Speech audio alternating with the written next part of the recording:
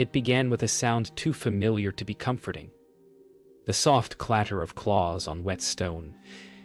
Echoing through the hollow of an empty house, Finn the collie returned alone that evening, his fur matted with lake water, his eyes wide and unsure, as if he carried something the world wasn't meant to see. Eleanor Marsh's boots still waited by the door, her coat draped over the chair by the window, but she did not answer his whine. Around his neck, a small, glinting object swayed. A camera, cracked, still ticking faintly, recording nothing but the ghost of a storm. Outside, the wind shifted. The lake sighed against the reeds, and in the silence between the dogs' panting breaths, a question began to bloom. What had followed him home? Morning crept slow and gray across the cottage walls. Arthur Bell returned, hat in hand, while Finn paced circles near the table. The collar camera sat between them like a silent witness, muddy, dented, ticking faintly inside. No one spoke for a long time. Then Arthur leaned forward, thumb brushing away the grime, revealing a red smear that wasn't rust. In that moment, he knew something terrible had begun the moment the dog came home. The real word. Once, then again spitting fragments of sound like whispers underwater. Arthur squinted at the flickering images, a blur of trees, the shimmer of lake light, and then a voice, faint as breath. Come back! But the words came from behind the camera, not in front of it. He stopped the playback, heart thudding. Somewhere beyond those frames, something had been waiting. By evening, the village had learned everything and nothing. At the inn, over ale and smoke, voices murmured about Eleanor Marsh, her dog, and the lake's old curse. They said she painted what she saw, and sometimes what she wasn't meant to see. In one corner, Reverend Reeves crossed himself, eyes lowered. The fire popped, and someone whispered. She heard her name in the water. Rain swept the village that night, cleansing nothing. Arthur returned to his desk, the file marked missing. Eleanor Marsh reopened under his lamp. He thought of the tape, the sound, the dog's eyes. Somewhere in the distance, Finn howled, a lonely, broken sound that seemed to echo from beneath the earth itself. Arthur closed the file and whispered to no one. I saw her once by the water, and she looked back. The search stretched into its second week, and the lake had turned the color of dull iron.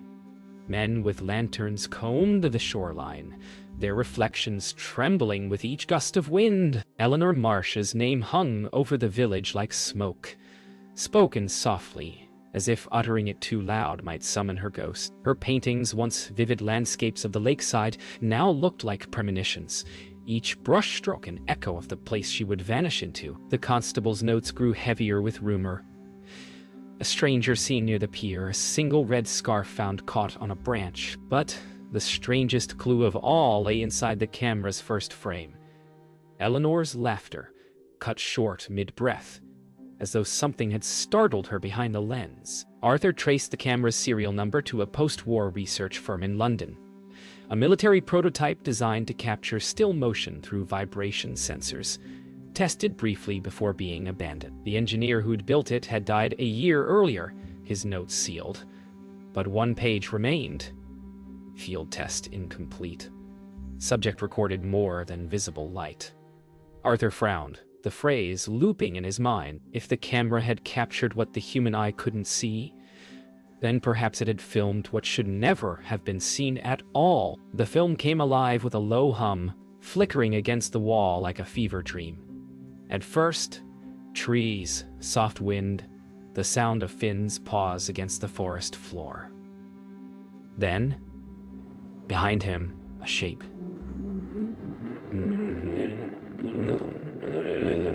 Not moving. The light bent around it, as though the forest itself held its breath. Arthur paused the reel, rewound, played again. Still there.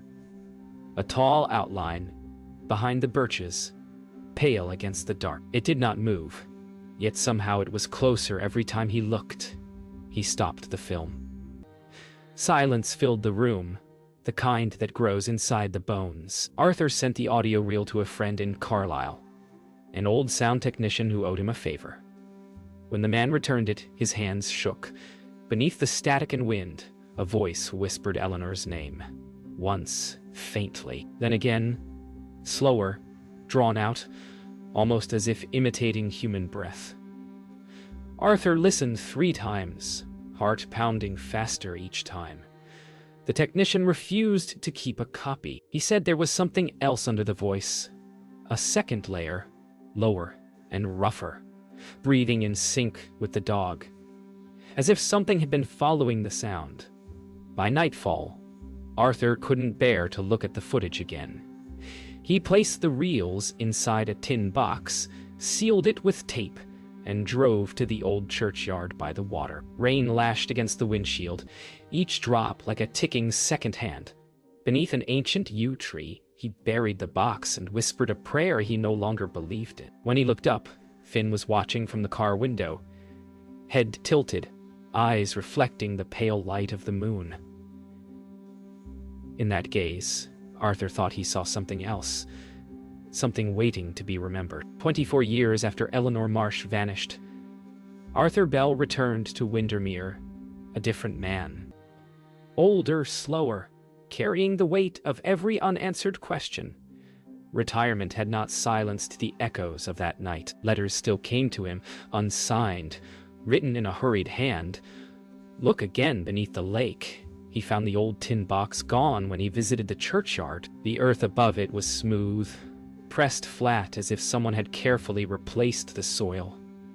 And that same evening, a new envelope waited at his door, sealed with wax. Inside, only one photograph. Finn standing by the pier, eyes fixed on the water as though waiting for his mistress to return. Mary Houghton was the last one left, who still remembered that night with clarity. Well, her voice trembled as she told Arthur of the figure she'd seen near the boathouse.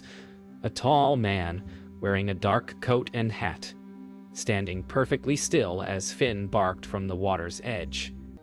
"He didn't move," she whispered. "Not even when I called out." She thought it might have been Eleanor's husband, but his body had been buried 3 years before. Arthur felt the cold settle into his bones. The story had waited decades to be told, but it was not done waiting. Finn had long since passed, but his name remained in every conversation. The villagers said the new collie, born of Finn's line, refused to walk the same forest path, always halting at the same curve where the birches began. One afternoon, Arthur followed the dog's hesitation, watching as it whimpered, tail low, staring at something unseen among the trees. There was no sound, no movement. Only a subtle shimmer, like heat rising from cold earth. Arthur whispered Eleanor's name once, and the dog's ears pinned back, its body trembling. The silence felt aware. In the archive box, tucked between yellowed reports, Arthur found a photograph he didn't remember taking.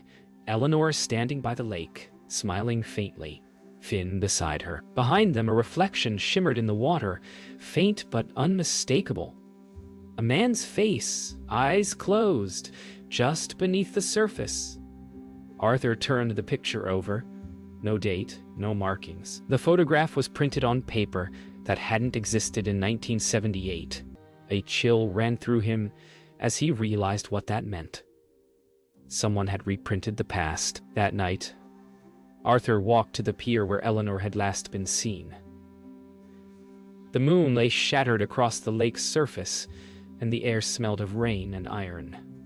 He whispered her name once more, half expecting a reply. The water rippled, calm at first, then deeper, as though something beneath stirred at the sound. When it settled again, Arthur felt a terrible certainty. The truth wasn't buried at all. It was waiting beneath the surface, patient and watching. The color camera had not lied. It had merely recorded what the human mind refused to accept. The tape had slept for decades inside a cardboard box marked personal. Arthur Bell placed it once more on the projector tray. The film brittle and dusted with the scent of iron oxide. The moment the reel began to turn, the house seemed to hold its breath. The first frames fluttered, trees, the lake, and then a shift, a fracture in the picture where time folded on itself. Eleanor's laughter appeared and vanished like light underwater. Arthur leaned closer. Behind her outline, something else flickered. A silhouette too tall, too still. It remained for only a heartbeat, yet its reflection rippled through every remaining frame. The room grew colder. Outside, the wind howled through the chimney, carrying what might have been a whisper or simply memory returning to life. Arthur froze the frame, hands trembling over the reel. The shape was clearer now. A tall figure draped in white, standing between the birches where no path existed. It was not light, not mist, not human. Its outline wavered as though stitched from breath and cold. When Arthur adjusted the lens, the figure's head turned, slowly, toward the camera. For an instant, its face resembled Eleanor's, pale, hollow-eyed, and smiling with unbearable calm. The image pulsed, the sound warped, and then all light vanished from the frame.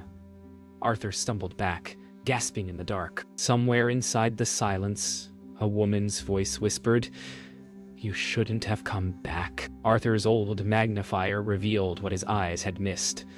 Tiny, glowing digits buried in the corner of each frame. 4/10/1978.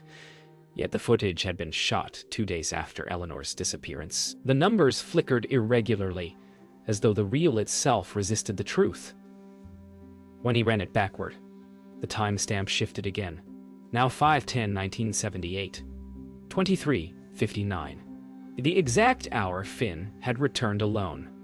The realization broke him. The camera hadn't recorded time. It had been caught inside it.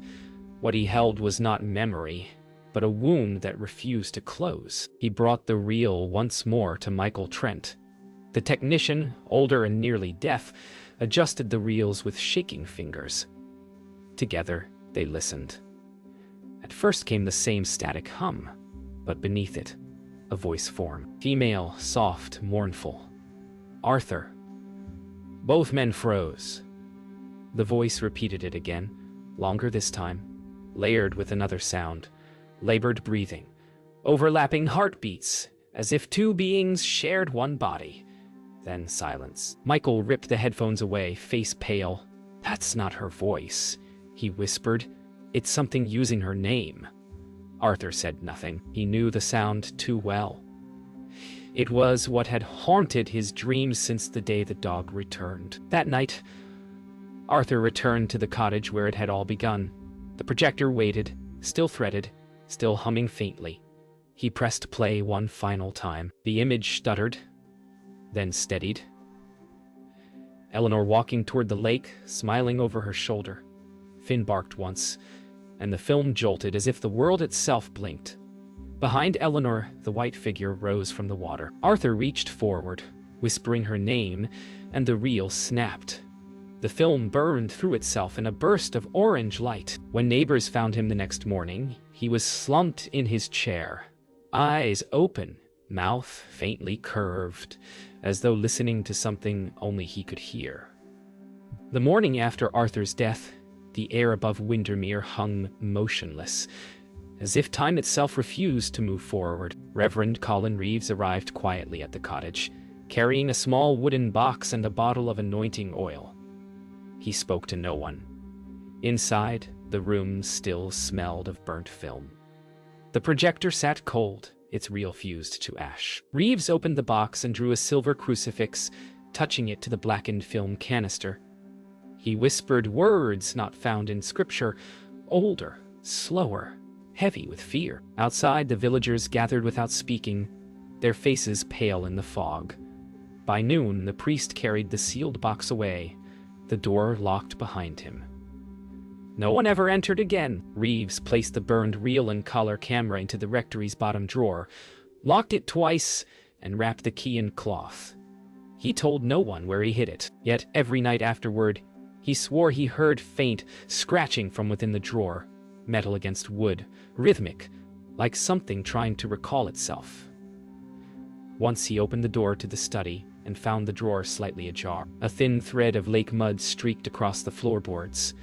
Reeves knelt, trembling, whispering prayers. that sounded less like faith and more like surrender. That winter, at the Windermere Tavern, 3 men broke their vow of silence. Over ale and fear, they spoke of the night Eleanor disappeared, how they had seen fire near the lake, how Arthur had warned them to forget it. One of them, voice shaking, said he'd watched the water burn as if oil floated atop it. Another swore he saw a figure rise from it, white and screaming without sound. When the candles guttered, their reflections in the window vanished, one by one, before their bodies moved. The bartender swore the room grew colder than the air outside. In early spring, a boy from the village found the path again, the one Finn had always avoided. The trees there had grown strangely, twisting toward each other, their bark blackened as if kissed by fire long ago. At the center stood a single dead birch, hollow and still warm beneath its surface. The villagers gathered, staring in silence. When Reverend Reeves pressed his hand against the charred trunk, a faint heartbeat pulsed beneath the wood. He drew back quickly, crossing himself. "It's still alive," he whispered. No one returned there again. Months later, during the cleaning of the rectory, a new curate discovered the collar buried beneath a pile of hymnals. The metal had corroded, but etched faintly into its underside were 2 words: "I saw." No one claimed to have carved them. The collar was returned to its drawer, but the curate resigned within a week, leaving the village without a priest. On certain nights when the wind comes from the lake, locals still swear they hear a dog barking once, then silence, followed by the sound of film fluttering through an unseen reel. Summer of 2003 brought drought, lowering Windermere's waters by several feet. Divers arrived from Kendal to survey the exposed lakebed, unaware of the story buried beneath it. Arthur Bell's old notes had marked the same coordinates decades earlier. As the first diver descended, the water turned darker than it should have. Thick, heavy, metallic. At 12 meters, his headlamp caught the remains of a wooden pier, collapsed inward like a skeleton's ribs. Beside it, something glimmered. A rusted metal buckle still attached to a leather strap. The diver radioed up, but before he could finish, his line jerked sharply. On the surface, bubbles rose and stopped. When they pulled the diver up, he was pale, speechless, trembling. In his gloved hand, he clutched something slick with mud, an old bicycle frame, and lodged beside it a fragment of bone, smooth and bleached by water. Forensic teams arrived, speaking in low voices. The bone was human. It bore markings inconsistent with decay, a pattern of fine scratches forming a ring. The collar camera's design matched the shape exactly. The past had surfaced, unwillingly, and Windermere's calm began to look like a lie stretched thin over the grave of a secret. That evening, as investigators catalogued the artifacts, an envelope slid beneath the constable's office door. No postage. Inside, Arthur Bell's old photograph of Eleanor by the lake, newly reprinted on modern paper. The reflection of the man beneath the water was gone, replaced instead by Finn, standing alone, facing the camera. Written on the back, in faded ink, "He's still there." The handwriting matched Arthur's, yet the ink tested fresh. The dead, it seemed, had not finished speaking. The villagers said it happened at midnight. No one owned a dog anymore, yet the sound came clear. A single bark, echoing across the lake, sharp and lonely. It woke the oldest among them, who swore they heard footsteps along the pier afterward. Reverend Reeves had been buried 5 years before, but that night his church bell rang once, though no wind moved. By morning, fresh paw prints led from the lake to the rectory's locked door. They ended there, perfectly centered, facing inward. The key was still in the lock. Weeks later, a small parcel arrived at the constable's station. No return address. Inside lay the collar camera, cleaned and gleaming as if new, the same serial number etched on its base. Taped to it was a note: "You buried it wrong." The camera's light blinked once, red and alive. When they played the recovered tape, it showed the lake under moonlight, rippling softly. The reflection of a man appeared, walking toward the shore, his face unseen. Then the camera tilted as if dropped. The final image, a hand reaching toward the lens, dripping water, motionless. They gathered in the constable's station that night, detectives, a historian, and the last few villagers who still dared to know. The collar camera had been repaired enough to play one final reel. The projector hummed, the film alive again after 25 years of silence. On screen, the lake at dawn, mist coiling like breath. Then Eleanor appeared, walking backward through the frame, smiling faintly, as though returning from somewhere unseen. Her eyes met the camera for a second too long. The air in the room thickened. Someone whispered that her pupils were reflecting not the sky, but faces, many faces, watching her from beneath the water. When the image trembled, no one dared to breathe. Halfway through the reel, the frame shifted violently. The camera spun, landing sideways. A man's boots stepped into view, water dripping from the cuffs of his trousers. Slowly, the camera tilted upward. The man's face was shadowed, but his voice, low, calm, unmistakable, said Eleanor's name. It was her husband's voice. But Henry Marsh had died 3 years before she disappeared on screen. He leaned closer, whispering something drowned by static. For a heartbeat. Eleanor's reflection looked alive while she stood motionless. Claire switched off the projector, her hand shaking. The reel continued, spinning in the dark. The film slowed, trembling near its end. A single frame lingered. Finn staring directly into the camera, his eyes unnaturally bright. Behind him, the lake was perfectly still. No wind, no sound, only the faint click of the reel struggling against time. Then a shadow passed over the dog, blotting out the light. The screen went white. The reel stopped.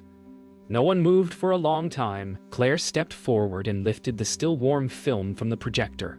The final frame, burned slightly at its edge, showed Finn's reflection where no water should have been, inside the room itself. The film hissed, then ignited, burning from the center outward. Flames blossomed in the shape of the lake, devouring every image. Claire stumbled back as ash filled the air, swirling like snowfall. The projector's bulb shattered with a crack, plunging the room into darkness. In that instant, everyone heard it. A faint recording playing itself from nowhere. The sound of Eleanor calling Finn's name, followed by a single bark and a splash. Then, silence. When lights returned, nothing remained but melted film and the smell of brine. The Windermere station closed the case as unexplained anomaly. The evidence was sealed and sent to archives that no longer exist. Claire resigned a month later, moving far from the lake. Yet she kept the collar camera's buckle, the one piece untouched by fire. Some nights she swore it pulsed faintly in her drawer, blinking red like a heartbeat. Locals say that on cold mornings, when fog drifts low, a single bark still echoes across the water, followed by the whir of a film reel winding itself. The lake never gives back what it takes. It only records.